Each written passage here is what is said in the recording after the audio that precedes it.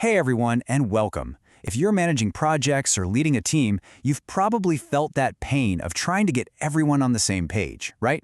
But how do you really connect what your team does every day to the company's big picture vision?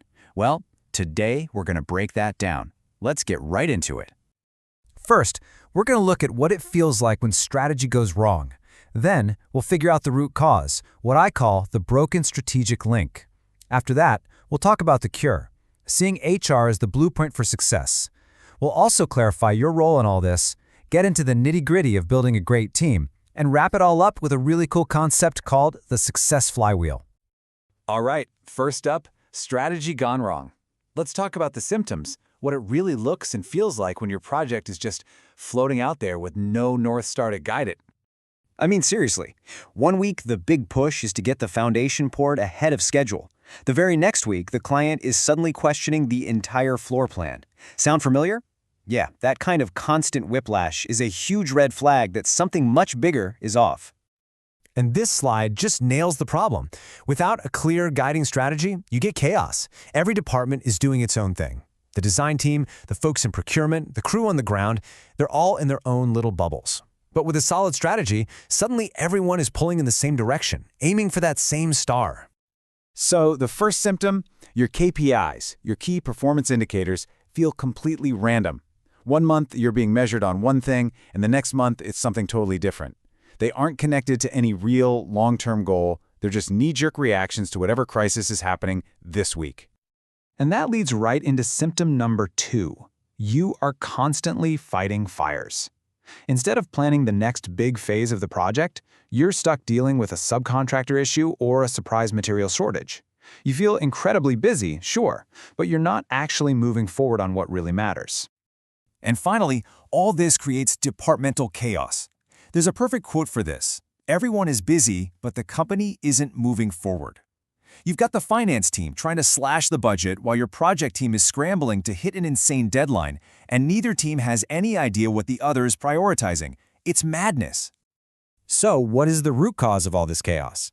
Here's the thing. These aren't 3 separate problems. They all point back to one single failure point in the whole system. You see, in a healthy company, strategy is supposed to flow down like a waterfall. It starts at the very top with the big company vision. That vision gets translated into concrete department goals. Those goals then dictate your team's actions. And finally, those actions guide your day-to-day work. It should be a clear, unbroken line. But here's where it all goes wrong. The breakdown almost always happens right there at the top, between the company's grand vision and the actual goals that get handed down to the departments. If that link is weak or broken, then everything that comes after it is basically just guesswork. The whole system just falls apart. Okay, so how do we fix this broken link? The answer, believe it or not, is to completely reframe how we think about human resources. Forget about it being just paperwork and admin. We need to see HR as the master architectural blueprint for the whole organization.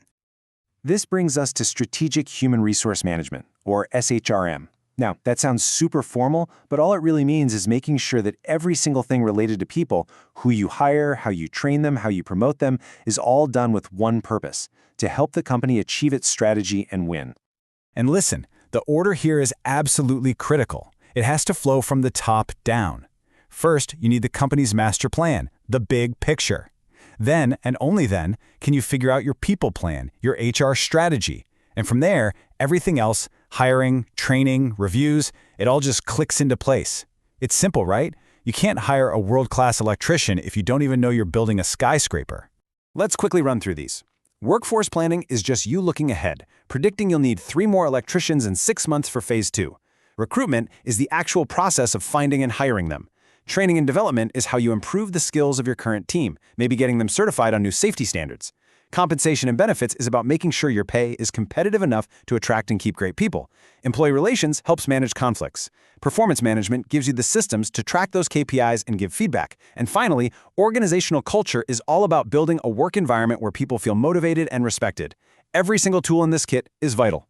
Now, you might be listening to all this and thinking, okay, that sounds important, but that's a job for the HR department, right?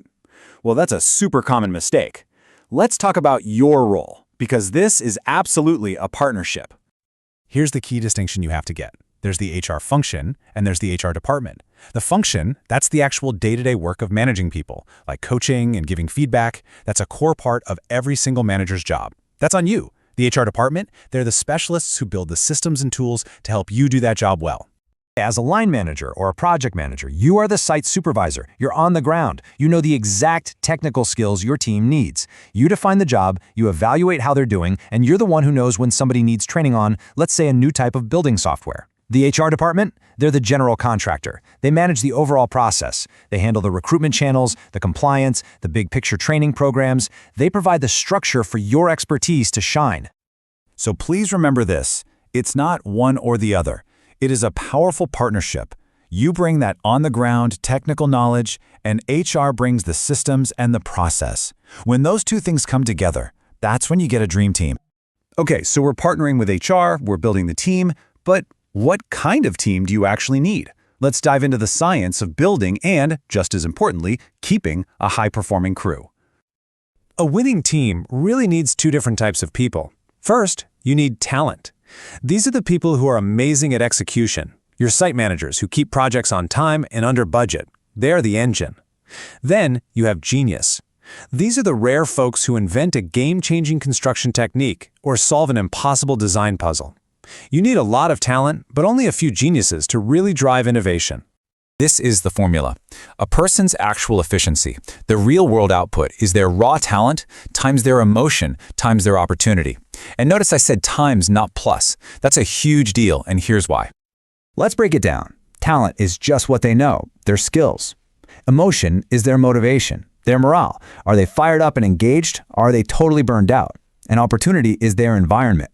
Do they have the right tools, the right role, the right support from you? Because it's a multiplication problem. If any one of these things is zero, their overall efficiency becomes zero. You can have a brilliant site engineer who is completely unmotivated or isn't given any real responsibility, and they will produce literally nothing of value. It's your job, with HR's help, to maximize all three. And this gets to a huge point about retention. You can't just do retention. People leaving isn't a problem you can solve with a pizza party. Retention is an outcome. It's the result of getting the whole system right. Fair pay, chances to grow, a great culture, the whole shebang. At the end of the day, you can't just slap on a retention program and call it a day. You have to build an entire system, an entire environment where your best people actually want to stay and build their careers. Retention is the reward you get for executing the entire people blueprint correctly. So let's bring all of this together. Because when these pieces all start working in sync, they create this incredible, self-reinforcing engine for success. This is the Strategic HR Flywheel. Here's how it works. It all begins with a super clear company strategy. That clarity lets HR create an aligned HR strategy to get the right people. That alignment fuels an effective manager-HR partnership. That partnership leads to maximized employee efficiency on your projects. That efficiency gives you a massive competitive advantage. And then, this is the best part, that success feeds right back into the company's strategy, giving the flywheel another huge push. It just keeps spinning faster and faster. So, strategic HR isn't some one-off initiative. It's a perpetual engine. Once you get it moving, it powers itself, driving sustainable success, because it puts your people right at the very heart of your strategy. And that leaves us with one final question for you to think about. Whether you're approving a report, giving some feedback, or planning your next project phase, how is that specific action helping to push your company's flywheel forward? Thanks so much for tuning in. Now go out there and build something great.